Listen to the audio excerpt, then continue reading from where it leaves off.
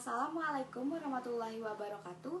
Perkenalkan, saya Kanenu Zaidah dengan NIM 201111018. Saya dari D3 Konstruksi Gedung kelas 1A KGE. Sekarang saya akan menjelaskan soal tentang tegangan efektif. Nah, soal nomor pertama tuh seperti ini. H3-nya sama dengan X meter dan X-nya sesuai absen. Jadi, H3-nya sebesar 18. Lalu tentukan nilai tegangan total, tegangan efektif, dan tekanan air pori pada titik A, B, C, dan D. Sekarang langsung ke penyelesaiannya aja. Dibuat tabel agar lebih mudah. Di titik A ini 0 semua, karena di atas A ini hanya ada udara saja. Lalu di titik B, di atasnya ini ada pasir sejauh 5 meter. Jadi tegangan totalnya H1 dikali gamma dry yaitu 82 kN per meter persegi. Tegangan air porinya 0. Kenapa nih 0? Karena di sini tuh nggak ada air.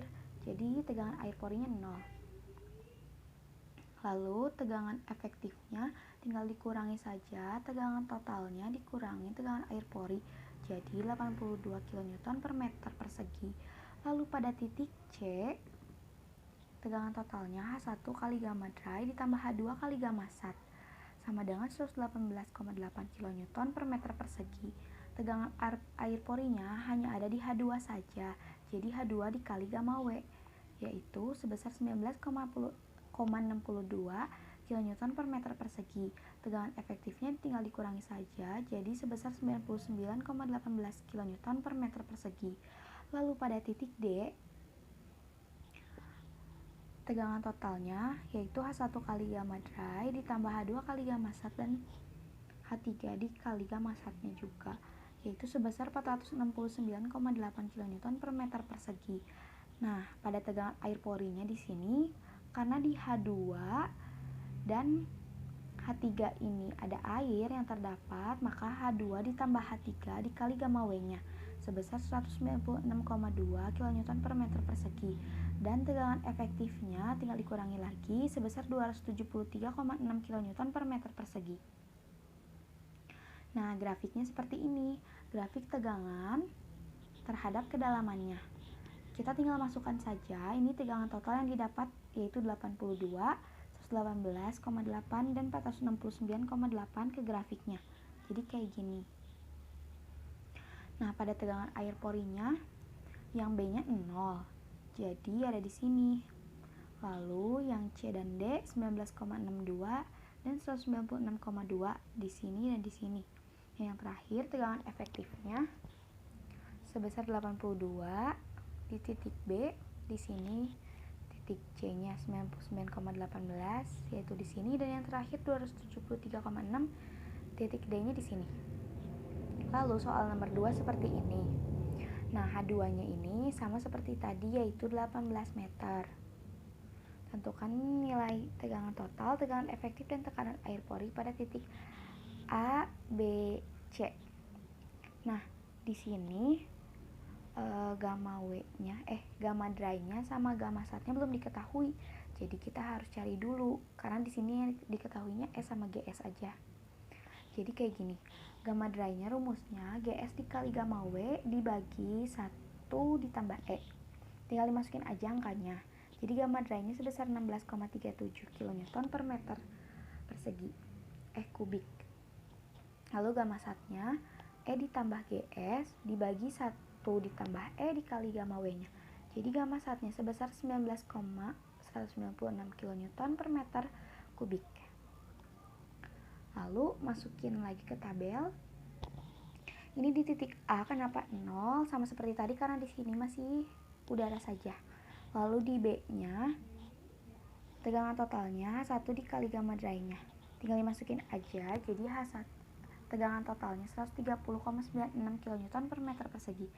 Tegangan air porinya 0 karena di sini tuh nggak ada air. Jadi 0. Tegangan efektifnya tinggal dikurangi aja, jadi sebesar 130,96 kN per meter persegi. Lalu di titik C-nya, tegangan totalnya H1 dikali gamma dry ditambah H2 kali gamma sat-nya sebesar 476,488 kN per meter persegi. Lalu tegangan porinya H2 dikali gamma W-nya sebesar 176,58 kN per meter persegi. Lalu tegangan efektifnya tinggal dikurangi aja, jadi tegangan porinya sebesar 299,908 kN per meter persegi. Nah, ini grafik yang terbentuknya ada grafik tegangan terhadap kedalamannya. Tinggal dimasukin aja titik-titiknya. Ini tegangan totalnya 130,96 dan di C 476,488. Jadi ini. Dan tegangan air porinya di B-nya ini 0, jadi di sini, dan yang di C-nya 176,58. Dan yang terakhir tegangan efektifnya di B-nya ini dan di C-nya ini. Soal nomor 3, apabila muka air tanah atau mat dari soal nomor 2 naik hingga 4 meter di bawah permukaan tanah, tentukan besar perubahan tegangan efektif yang akan terjadi pada dasar lapisan lempung. Kita buat dulu skep gambarnya sebelum muka air tanah dan sesudah muka air tanahnya naik. Ini kenaikan muka air tanahnya sebesar 4 meter. Lalu gamma W, gamma dry, dan gamma satnya udah diketahui dari soal nomor 2. Langsung aja kita kerjain. Karena yang dicarinya cuman pada dasar lempung aja nih, di sini di C.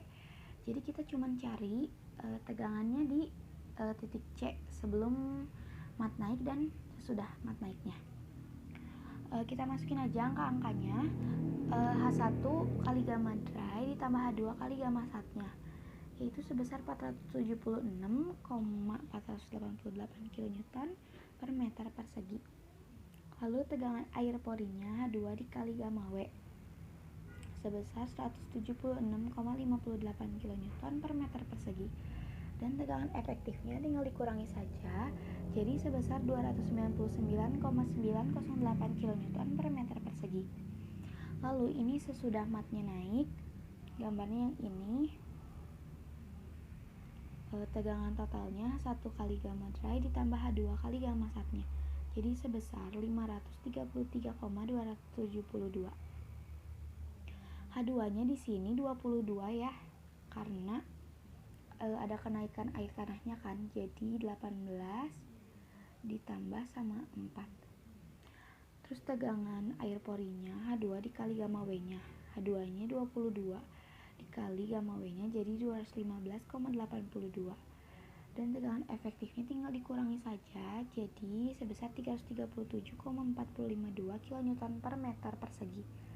Jadi kesimpulannya, perubahan tegangan efektif yang terjadi pada lapisan lempung ini yaitu tegangan efektif sebelumnya dikurangin sesudahnya, jadi sebesar 37,544 kN per meter persegi.